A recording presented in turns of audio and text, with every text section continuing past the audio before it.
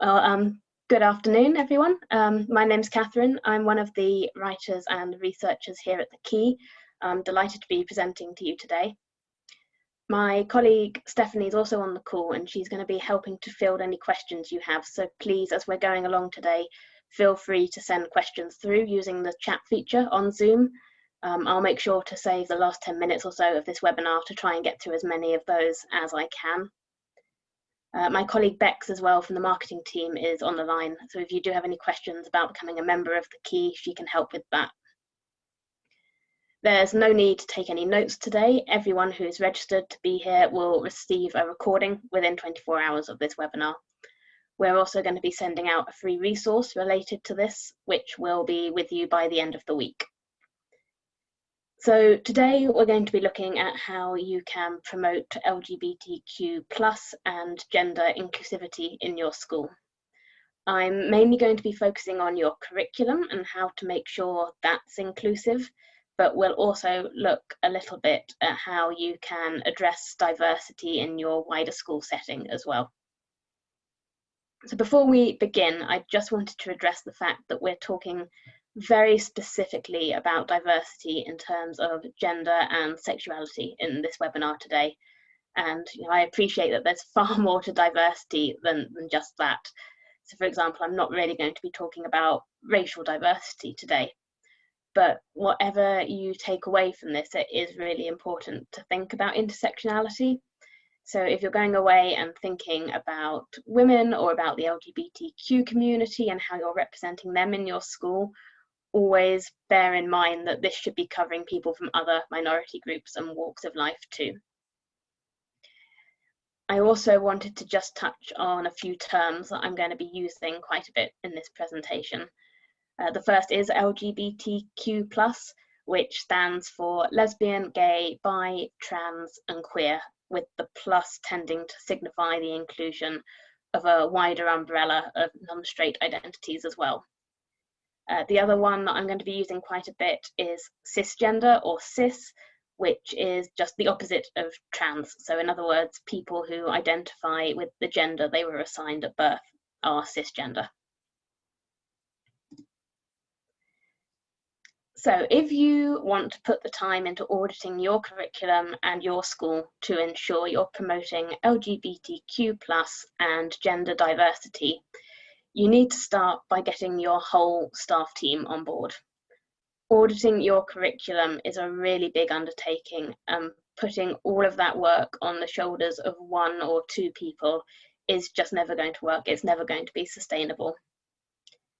Once you can get your staff to be on board with the work that you want to do and they're engaged with the topic, then everything else that you then try to do is going to come a lot easier. Try and carve out a protected time and space to discuss issues around gender and LGBTQ+ diversity. This could be something like reserving a staff meeting or an inset day, or you could do something less formal like arranging a book club or a discussion group that staff can then choose to attend to help educate themselves. Just a word of warning though, that if you're going for those less formal, more kind of optional approaches, just take care that your staff are engaging with those opportunities and that the staff that are going along are staff that cover the whole spectrum of people in your school.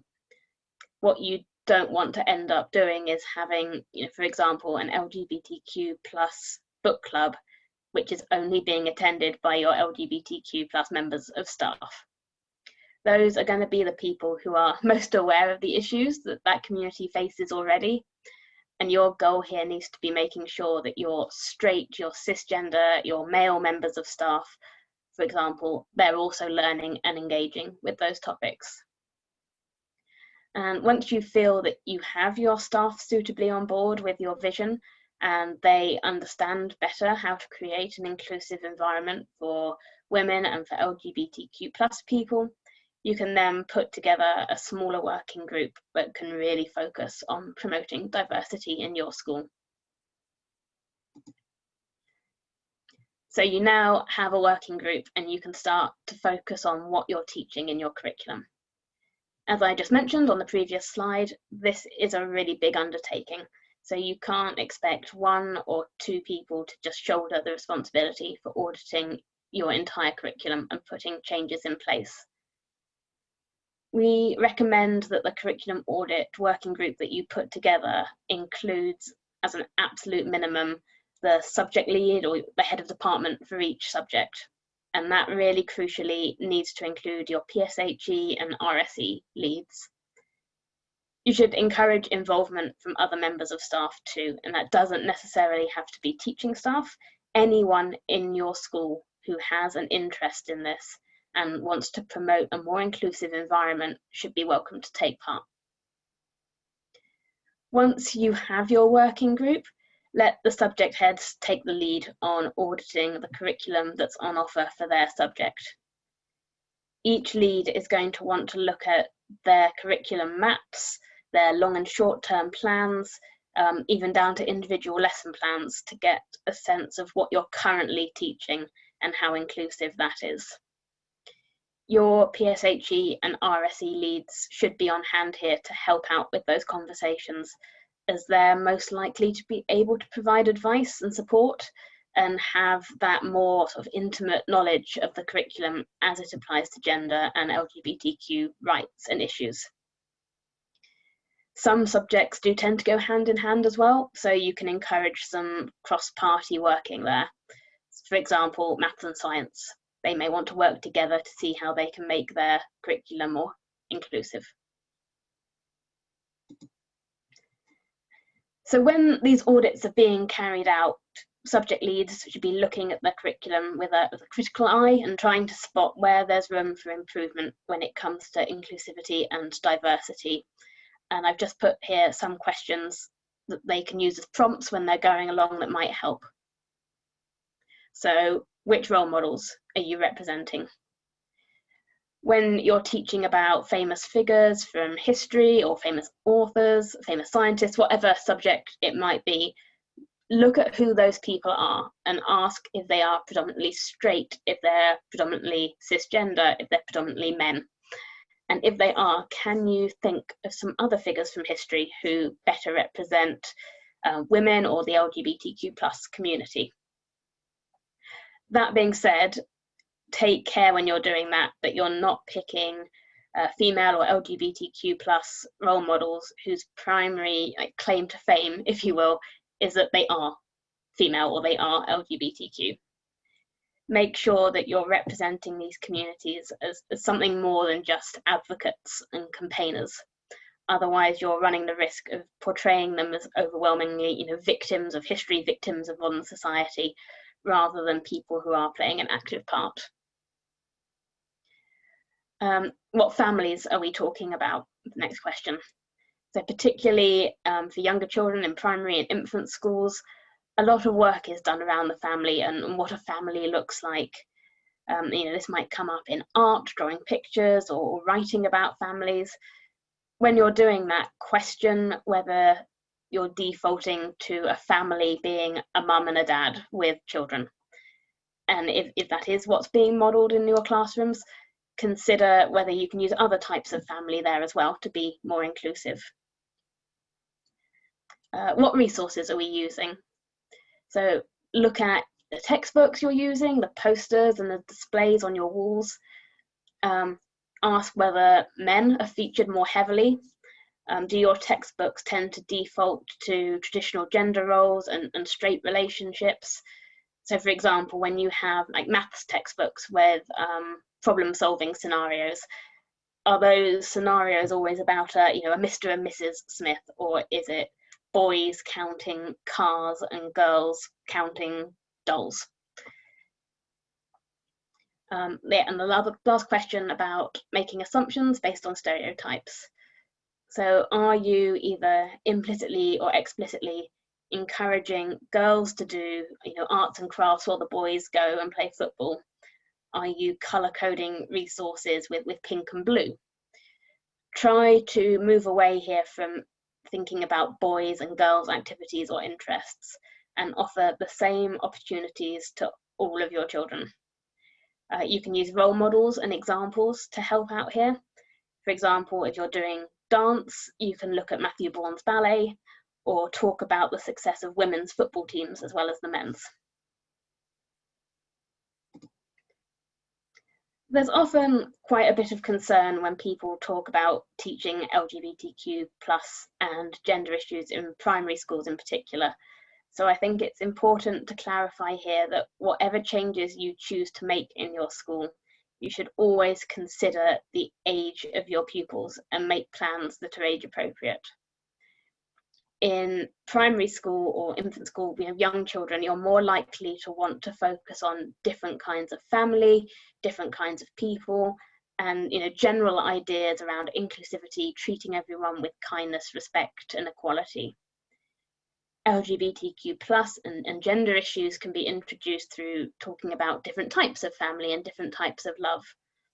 And by demonstrating that there are different kinds of family, for example, gay parents or single mothers, this is laying the groundwork for children to be accepting of people and circumstances that might be different from their own lived experience. And as pupils get older into secondary school, they're more likely to be starting to think about their own gender identity and their own sexuality. And you're therefore more likely to then want to include a space in a secondary curriculum for pupils to reflect on and express their own identities, particularly in the creative subjects like art, music, drama. And whenever you choose sex education to your school setting, you should also then consider how you're teaching that in a way that's age appropriate, but at the same time making sure that pupils are aware that heterosexual relationships are not the only type of sexual relationship.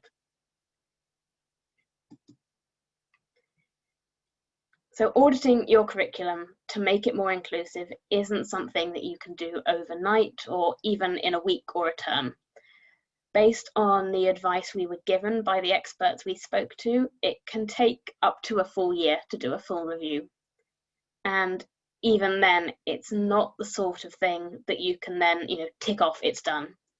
You want your working group to keep meeting on a half-termly or a termly basis and always be striving to improve further. There's never going to be like a magic finish line for work like this. It's a constant process of reviewing and updating and improving to make your curriculum and your school environment as inclusive as it can possibly be. You might want to consider how this work fits in with your school improvement plan. Including this work in your improvement plan has a couple of benefits. For example, it means that the work will get tracked properly, and you may be able to consider purchasing useful resources as well right from the start.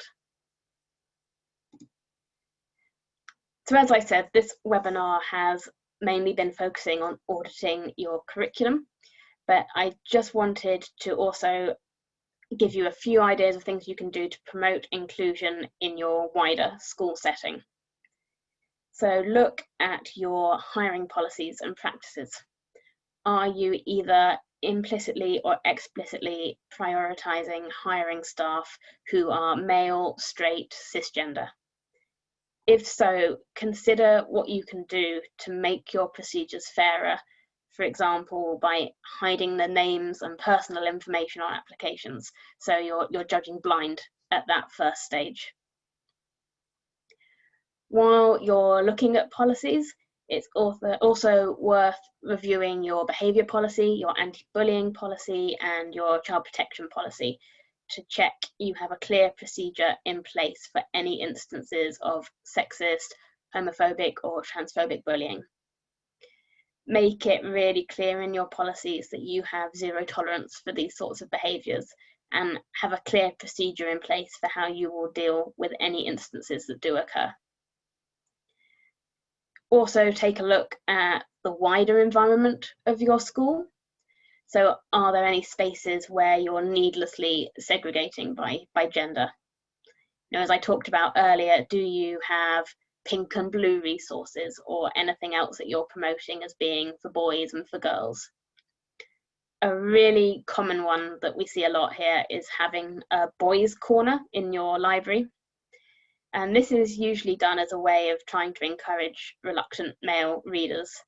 but it can actually have quite negative consequences for both boys and girls. Boys who might be interested in reading but don't enjoy the books that you've kind of picked out for that boys' corner, that might lead to them feeling quite ashamed about their taste in books and be put off reading as a consequence. And likewise, there will be girls who do really enjoy those books that you've picked for the boys' corner, and that can lead to them feeling ashamed or confused that they like, boys' stuff. Any time where you're labeling something as for boys, you're implicitly telling pupils that their gender means that they should have a certain set of interests. It's just far better to make everything gender neutral as far as you can, with no judgment about who wants to read what or play with what. You can take a look at your understanding of language, particularly around the LGBTQ+ community. Is your school using terms like cisgender? Does everyone know what the term LGBTQ+ actually stands for? Stonewall here have some really helpful glossaries of useful terms and language that you can download as part of their inclusive curricula. The other thing you can do is consider who you're bringing in for assemblies or special lessons or careers guidance. Just make sure here that your visitors are representing women and they're representing the LGBTQ+ community rather than them all being straight cis men. So everything that I've spoken about today has come from conversations with various experts on the topic of LGBTQ+ and gender inclusivity. I have listed them here so you can see where the advice that I'm giving you is coming from. And I just wanted to give a big thank you to everyone on that list for their help in putting this content together.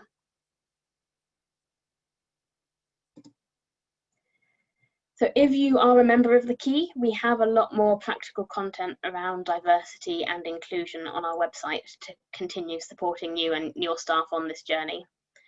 What I've put up here is just a taste of some of the content we have. For example, we have articles around the new RSE expectations and how to handle consultations with your parent community, and also guidance around other elements of diversity and inclusion, such as our anti-racism audits. We've also just published a whole school LGBTQ+ and gender inclusion audit, which will cover some of the things I've spoken about today around your whole school ethos in more detail. So the writers and the researchers at the Key, like me, work with school leaders like you every day to create new guidance checklists and templates that help you to save time, make confident decisions, and empower your entire team. We'd really love to support you as well, so please do get in touch with us if you are interested in learning more about everything that comes with membership of the Key. I've put a few links on the slide here, so you can sign up for a free trial in case you've not seen the Key for School Leaders in detail, or you can get in touch with us directly to inquire about membership and pricing. And as I mentioned, my colleague Bex is on the call today as well, if you do have any questions about membership. Okay, so we've got about 10 minutes to go, so I'm going to stop talking now and turn this into a bit of a Q&A. As I mentioned at the beginning, the video of this webinar will be sent around within the next 24 hours, and you'll get a resource by the end of the week.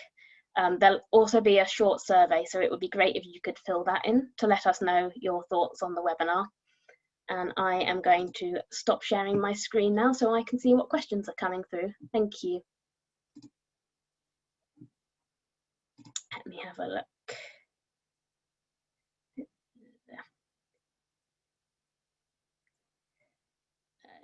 Okay, so first one here about how we can encourage reluctant readers in a way that doesn't kind of lead to a boys' corner, which is a great question. So really it's about making things sort of appealing and inclusive in a non-gendered way, a gender neutral way. So you can absolutely still have special zones in your library or your reading area, but instead of calling it the boys area, maybe think about it in a topic-based way. So, for example, having a display about football or about vehicles, maybe genre-based, like action and adventure books. So you're still drawing out things that you think might appeal to those more reluctant readers, but you're not saying, this is what boys are interested in. And your teachers are going to know these reluctant readers best, so they can probably give you some ideas for themes or topics that might ensnare them. The examples I just gave are all quite stereotypically, boyish, but you should absolutely also have topics that are neutral or are more, what people might call girly. But just assume that both genders may want to look at them and get books from there, and just don't classify them as for boys or for girls.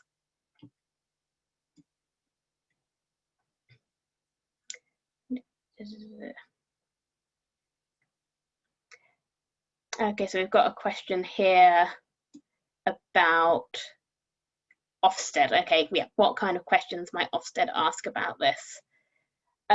So I know that Ofsted are quite hot on this at the moment, in particular in terms of gender, because of what we've had in the news recently with Everyone's Invited in particular about sexual harassment in schools.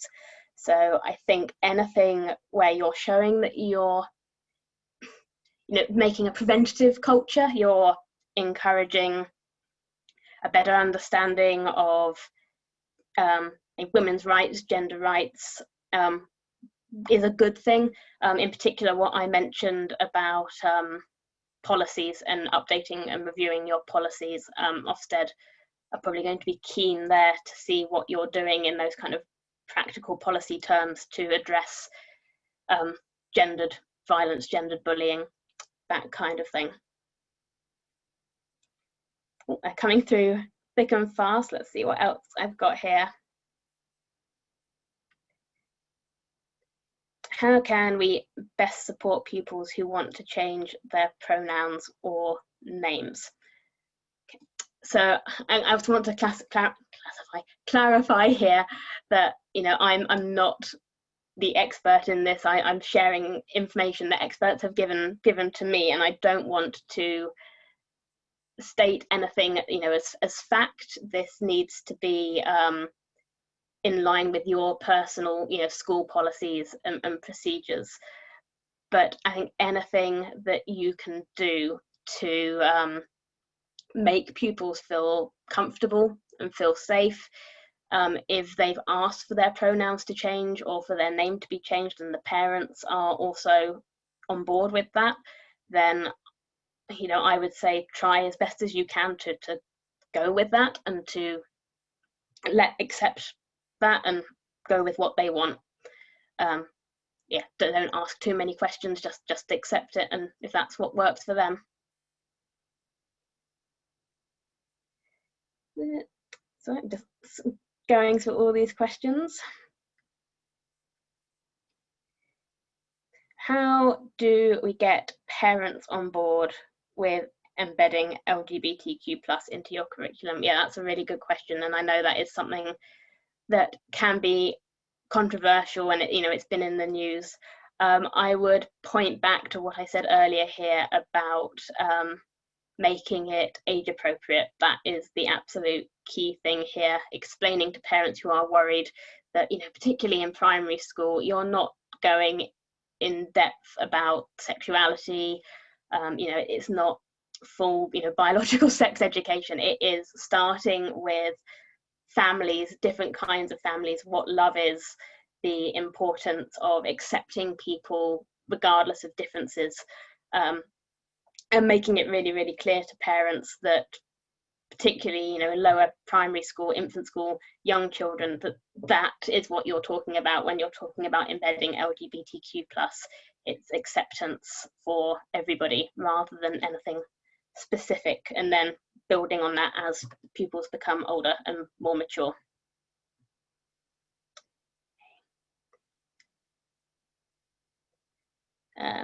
Notice we've got another question here about, with primary, are they okay to talk about sexuality and gender on a basic level? I'd say so. I think, again, this is always going to be specific to your school setting. You're going to know your parent community far better than me, far better than anyone else, that if you go with the level that you feel comfortable with. But I think talking about sexuality and gender on that basic level at primary is absolutely fine, and particularly if you do have pupils who are questioning their pronouns or their gender, the more we can normalize this, I think, the better. Yeah, I think I might have skipped one, sorry. Is it okay to deliver standalone lessons on attitudes to sexuality and reframing language to stop homophobic bullying? Yeah, absolutely. I mentioned at the beginning that getting people like your PSHE and RSE leads on board is going to be really key if you're auditing the curriculum.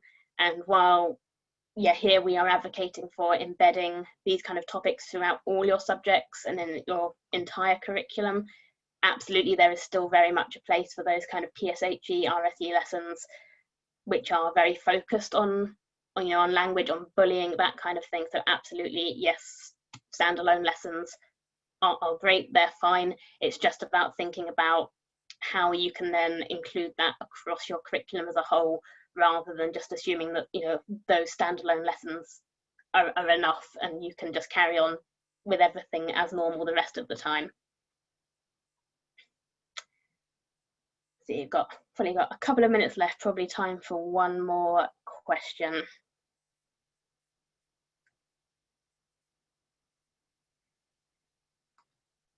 Do we have any good examples of historical figures or role models that represent women and the LGBTQ+ community?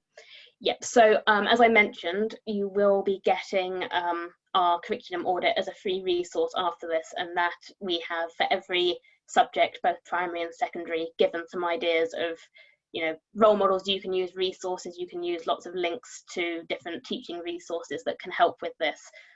But just off the top of my head from writing that audit, you can use people like Marie Curie or Alan Turing for science, Frida Kahlo, Leonardo da Vinci for art, Oscar Wilde for literature, for English, people like Boadicea or Mary Seacole for history. Hopefully that's helped. I'm just trying to think of some names off the top of my head from our from the audit, which you will be getting after this. Okay, I've probably got time for one more. There's one more that's just come in here. Almost all primary schools, children are asked to line up in boy-girl lines, and it's practice from reception just for ease. Should that be changed? That is a really interesting question.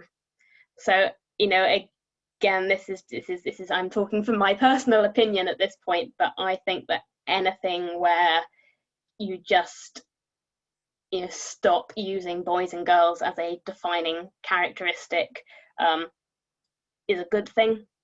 So I would probably say using boy-girl lines probably not the best, particularly if you do have if you have pupils who might be questioning their gender. It can put them in a difficult position.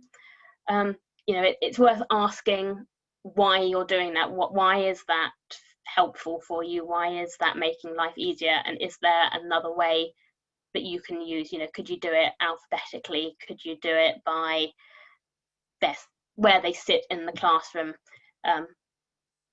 Anything like that as an alternative.